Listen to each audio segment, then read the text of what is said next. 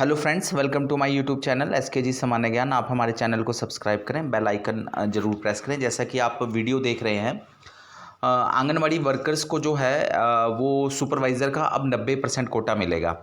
जैसा कि आप सब जानते हैं कि हिमाचल प्रदेश में जो है वो पहले आंगनवाड़ी वर्कर्स को जो था वो 90% ही था कोटा, जिसे घटा के 70% कर दिया गया था।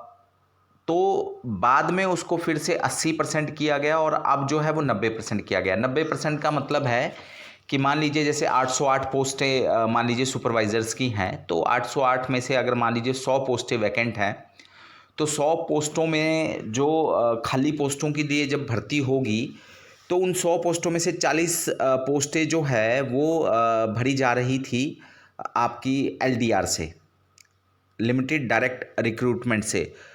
इसके अलावा जो पहले था 20 और 20% जो थी वो 10th वालों से भरी जा रही थी और 10% जो ग्रेजुएशन वालों से भरी जा रही थी।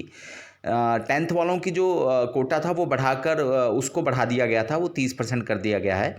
और ओपन वालों का जो कोटा था वो 30% से घटकर 20 हो गया है। तो अब ये जो कोटा है ये घटकर अब सिर्फ 10% है। यानी कि अगर मान लीजिए 808 में से मान लीजिए 100 पोस्टें वैकेंट है, तो 40 भरी जाएंगी एलडीआर के थ्रू, जो कि आंगनवाड़ी वर्कर 10वीं पास जिनके पास 10 साल का एक्सपीरियंस है वो एग्ज़ाम देके जो है वो उनके थ्रू भरी जाएंगी। और केवल 10 ही पोस्टें जो है वो ओपन से भरी जाएंगी, जिसको कोई भी भर सकता है, जो भी ग्रेजुएट है। हमीरपुर के थ्रू जो है वो एग्ज़ाम होता है, ग्रेजुएट कोई भी अप्लाई कर सकता है उसको। और इसके अलावा जो बची हुई अब 50% पोस्टें हैं वो प्योरली जो है वो भी आंगनवाड़ी वर्कर को ही दी गई हैं।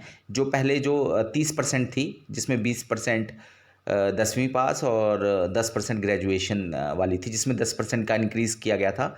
तो अभी इसकी नोटिफिकेशन आ जाएगी।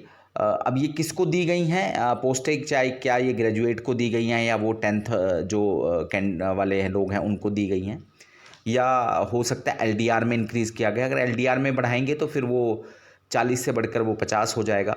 तो वो देखने वाली चीज़ है कि ये किसको दी गई हैं। दी ये आंगनवाड़ी वर्कर्स को गई हैं, लेकिन आंगनवाड़ी वर्कर में भी कई सब कैटेगरीज़ हैं।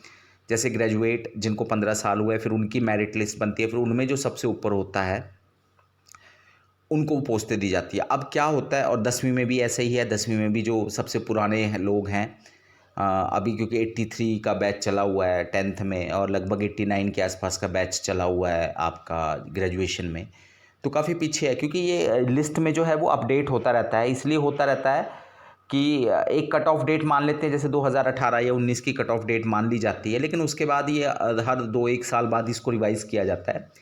लेकिन उस दौरान अगर कोई भी वर्कर, जो पुरानी वर्कर है, जो मान लीजिए 82 की, 83 की, 84 की 10वीं पास, 82 वाले तो अब बचे नहीं हैं, 83, 84 या 85 की अगर वो उस समय 10th नहीं थी, बाद में वो 10th कर लेती है, तो वो लिस्ट में ऑटोमेटिकली ऊपर आ जाती है। इसी तरह से ग्रेजुएशन की लिस्ट में भी ऐसा ही है।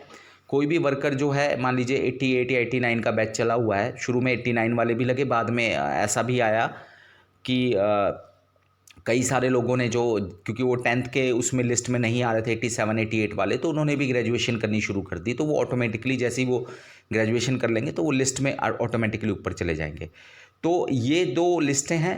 10th के लिए 20 साल का मिनिमम एक्सपीरियंस, उसके बाद जो है फिर वो सीनियरिटी देखी जाती है। तो ज़्यादातर जो 10th वाली लिस्ट है उसमें तो बहुत ही मतलब आप ये मान के चलिए कि बहुत ही लेस या बहुत ही कम सर्विस जो है वो बची होती है। ग्रेजुएशन वाली लिस्ट में फिर भी काफ़ी हद तक जो है वो टाइम होता है। तो ओवरऑल जो है ये कहीं ना कहीं ये जो कोटा है वो आंगनवाड़ी वर्कर को दिया गया है। तो बाकी तो वो प्री प्राइमरी के लिए डिमांड कर ही रही हैं। तो धन्यवाद, थैंक यू।